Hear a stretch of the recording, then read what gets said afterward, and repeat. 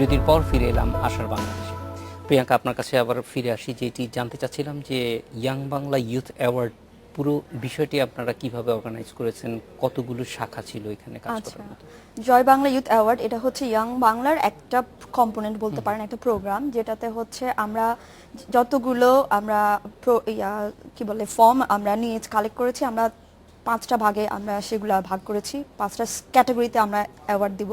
একটা হচ্ছে research and innovation, যেখানে হচ্ছে সায়েন্স, তারপর research, science related research, medical research, এগুলো যাবে হচ্ছে রিসার্চ এন্ড ইনোভেশনে।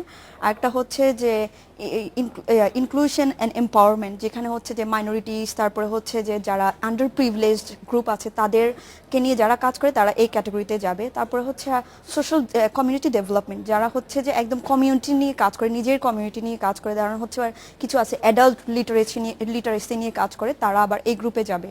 আরেকটা হচ্ছে যে কালচারাল অ্যাক্টিভিটিস, যারা হচ্ছে যে কালচারাল বিভিন্ন ইস্যু নিয়ে কাজ করে, এটা হচ্ছে হয়তো অ্যাওয়ারনেস প্রোগ্রাম হতে পারে, বিভিন্ন নাটকের মাধ্যমে অ্যাওয়ারনেস প্রোগ্রাম হতে পারে, এই টাইপের ইয়াগুলো হচ্ছে যে গল্পগুলো হচ্ছে এই কালচারাল অ্যাক্টিভিটিসে যাবে। তারপরে হচ্ছে আরেকটা যেটা হচ্ছে যে বিজনেস এন্টারপ্রেনারশিপ, ছোটোখাটো একদম নিজের গ্রামের এলাকা থেকে হয়তো এগ্রিকালচারের দিয়ে হয়তো কোনো একটা ইনিশিয়েটিভ, সোশ্যাল ইনিশিয়েটিভ, যেটা বিজনেসের জন্য স্কেল আপ করা যাবে, এরকম কিছু ইনিশিয়েটিভ তারা হচ্ছে বিজনেস এন্টারপ্রেনারশিপের জন্য গল্পগুলো সাবমিট করেছে আর কি। তো এই 5টা ক্যাটাগরিতে আমরা 30টা অ্যাওয়ার্ড দিব। 30টা অ্যাওয়ার্ড, এখানে কোনো কম্পিটিশন নাই। তো 30টার মধ্যে হচ্ছে অনেক গল্প, হয়তো এই 5টা ক্যাটাগরির মধ্যে কিছু গল্প একটা ক্যাটাগরিতে বেশি আসছে, আবার কিছু গল্প একটা ক্যাটাগরিতে কম আসছে। তো ওভাবে করে আমাদের অ্যাওয়ার্ডগুলো আবার ডিস্ট্রিবিউট করার। মোট কতটা কম্পিটিটর এখানে আছেন? আমরা যেহেতু অনলাইন অফলাইন বা মিডিয়া ক্যাম্পেইন বলতে পারেন, এটা অ্যারাউন্ড মানে 1500 স্টোরিজ আমাদের সাবমিট হয়েছে আর কি। সেখান থেকে 30টি, হ্যাঁ, সেখান থেকে অ্যাওয়ার্ড দিব 30টা। বাট এটার পাশাপাশি আমরা আবার 60টা স্টোরিজ, আমরা আপাতত 60টা স্টোরিজ আমরা ওয়েবসাইটে আমরা শোকেস করব, যাতে মানুষজন সবাই দেখতে পারে। আবার এটা বাদে আমাদের আরও প্ল্যান আছে 60 থেকে আরও কিছু বাড়ানোর জন্য। আর পাশাপাশি আমরা শুধু এদেরকে দিব না, আমরা যারা বাদ বাকি হয়তো অ্যাওয়ার্ড পাচ্ছে না, বাট তার বাদ বাকি ধরেন যে আমরা 200 জন টোটাল আমরা ইনভাইটিস হিসেবে আমরা জয় বাংলা ইউথ অ্যাওয়ার্ডের জন্য আমরা ডাকছি। তারা এই বাদ বাকি যে 170 থাকবে, তাদেরকে আমরা আবার বিভিন্ন মিনিস্ট্রি বা বিভিন্ন প্রাইভেট সেক্টর, পাবলিক সেক্টর একটা ক্যাটাগরি অনুযায়ী আমরা তাদেরকে লিঙ্কেজ করবো আর কি।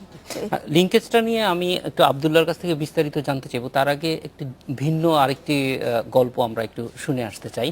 যে এবার দেখে নেব সমাজ পরিবর্তনে রংপুরের এক তরুণীর প্রচেষ্টা নিয়ে একটি প্রতিবেদন। পারিবারিক নির্যাতনের শিকার রংপুরের তাজহাট এলাকার লাভলি খন্দকার।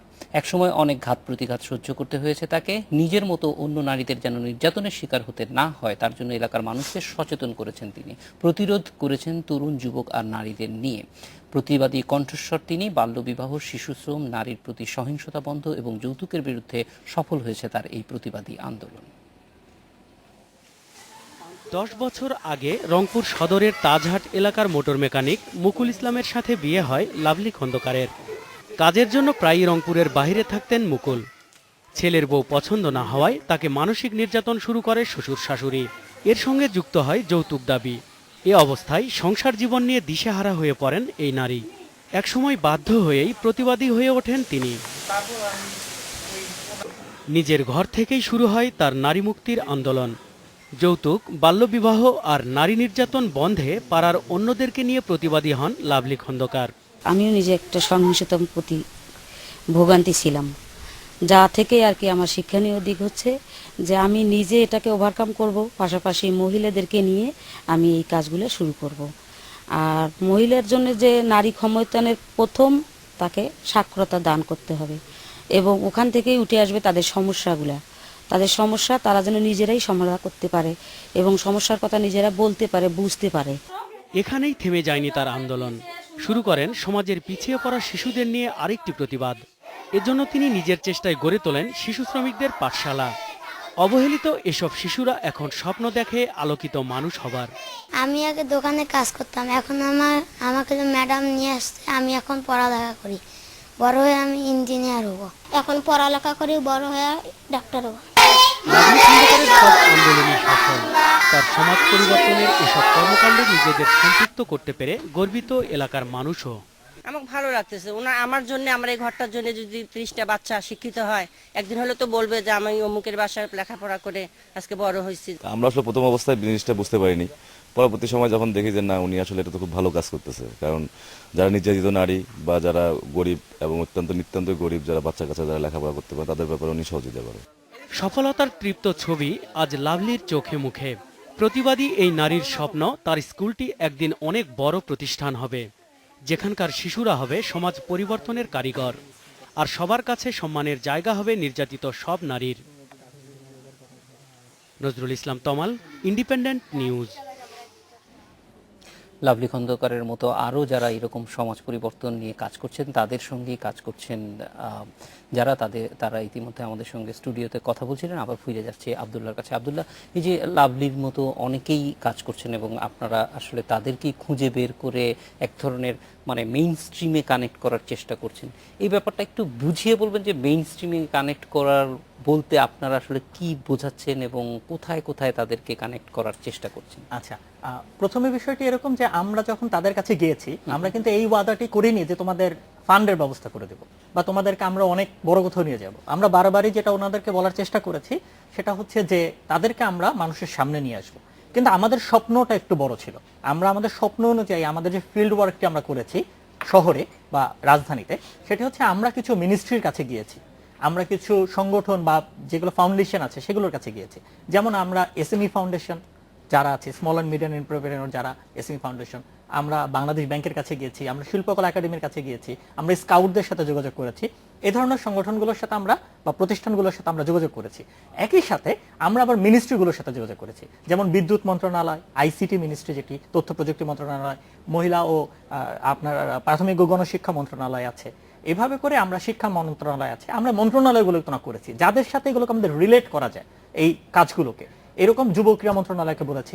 এই মন্ত্রণালয়গুলোকে আমরা যখন বলি তারা আমাদের সাথে বেশ উইলিংলি বলেছে যে তাদের যেরকম ঋণের সুবিধা আছে, যেমন যুব ক্রীড়া মন্ত্রণালয়ের একটি লোনের ব্যবস্থা আছে, 1 লাখ টাকা পর্যন্ত সম্ভবত বিনা সুদে তারা লোন দেয়, যেটি বেশিরভাগ মানুষকে আমরা গিয়ে কথা যখন বলেছি তারা জানেই না জিনিসটি। আইসিটি মিনিস্ট্রি থেকে হিউজ আইটি সেক্টরের লোনের ব্যবস্থা আছে এখন, জেলা প্রশাসকের কার্যালয় থেকে বিভিন্ন কাজের সুযোগ সুবিধা করে দেওয়া হয়। এই জিনিসগুলো আমরা যখন গিয়েছি তাদের কাছে, রুরাল এলাকাগুলো পৌঁছে গেছে, আমরা যখন গ্রাম প্রত্যন্ত অঞ্চলে গেছি, উপজেলায় গিয়েছি, আমরা দেখেছি ইনফরমেশনটাই তারা জানে না, এই তথ্যটি তাদের কাছে নেই যে তারা কই গেলে এই সমর্থনটি পাবে। একই সাথে আবার রেজিস্ট্রেশন একটা ব্যাপার আছে, অর্থাৎ আপনি যখন কোনো ফান্ড আনতে চান তখন কিন্তু আমাদের একটি সংগঠন মানে সংগঠনের একটি রেজিস্ট্রেশন লাগে, নিবন্ধন লাগে, ব্যাংক অ্যাকাউন্ট লাগে। এই জিনিসগুলো কোত্থেকে পাওয়া যায়, কোন ধরনের সংগঠন হিসেবে তারা রেজিস্ট্রেশন করতে পারে, কোন মিনিস্ট্রির আন্ডারে সেগুলো পড়ে, এগুলো তারা জানতো না। আমরা আসলে সেই ইনফরমেশনগুলো তাদেরকে দেওয়ার চেষ্টা করেছি এবং একই সাথে এই মন্ত্রণালয়গুলোর সাথে আমরা এমওইউ করে ফেলেছি, অর্থাৎ তারা আমাদেরকে সহযোগিতা বা সহযোগী হিসাবে কথা দিয়েছে তারা আমাদের সাথে থাকবে। সো আমরা যখন এই মানুষগুলোকে পাচ্ছি, আমাদের টার্গেট হচ্ছে তাদেরকে যতটুকু সম্ভব, যার সাথে যে মিনিস্ট্রিটি যায়, যার সাথে এসএমই ফাউন্ডেশন যায়, যার কাছ থেকে হয়তো বাংলাদেশ ব্যাংকের কোনো একটা সহায়তা, তো আমরা বলেছি ব্যবসায়িক উদ্যোক্তাদের কথা বলেছি, আমরা বিভিন্ন ছোট ছোট সামাজিক উন্নয়নের কথা বলেছি, যে কারণে আমরা এই মানুষগুলোকে তাদের ওরিয়েন্টেড যে কাজের সেক্টর সেখানে একটু জড়িয়ে দেওয়ার চেষ্টা করছি। যে লোনগুলো তাদের অ্যাভেল করা সম্ভব সেই ইনফরমেশনগুলো তাদের কাছে, তাদের স্টাডি করে, তাদের আপনারা এই যে আমরা বলছি আমাদের কাছে স্টোরি আছে, তাদের যে স্টোরিগুলো, কাজের ধরনগুলো দেখে তারা কোন ধরনের লোন পেতে পারে এগুলো একটু আমরা স্টাডি করছি। এবং আমরা এই অ্যাওয়ার্ডটা দিয়ে থেমে থাকবো না, আমরা বলছি আমাদের স্বপ্নটা অনেক বড়, আমাদের প্ল্যানটাই হচ্ছে আলটিমেট এই অ্যাওয়ার্ডটার পরে আমরা বলছি আমরা 200টি অর্গানাইজেশনকে ইনভাইট করেছি 2 তারিখের প্রোগ্রামের জন্য, কিন্তু অ্যাওয়ার্ড পাচ্ছে 30টি অর্গানাইজেশন। এই 200টি অর্গানাইজেশনকে নিবন্ধন করার মাধ্যমে, আমরা আমাদের সাথে তাদেরকে চুক্তি করার মাধ্যমে ভবিষ্যতে তারা কোন কাজ করার জন্য কোন কোন সেক্টরে কি ধরনের সহযোগিতা কোন মন্ত্রণালয় থেকে পেতে পারে, আমরা এগুলো কোঅর্ডিনেট করতে থাকবো। এবং আমরা আপনাদের ভবিষ্যৎ যে পরিকল্পনাগুলি আছে সেগুলি আরেকটু বিস্তারিত জানবো একটা বিরতির পর। আশা বাংলাদেশের নিচে আরো একটা বিরতি, ফিরে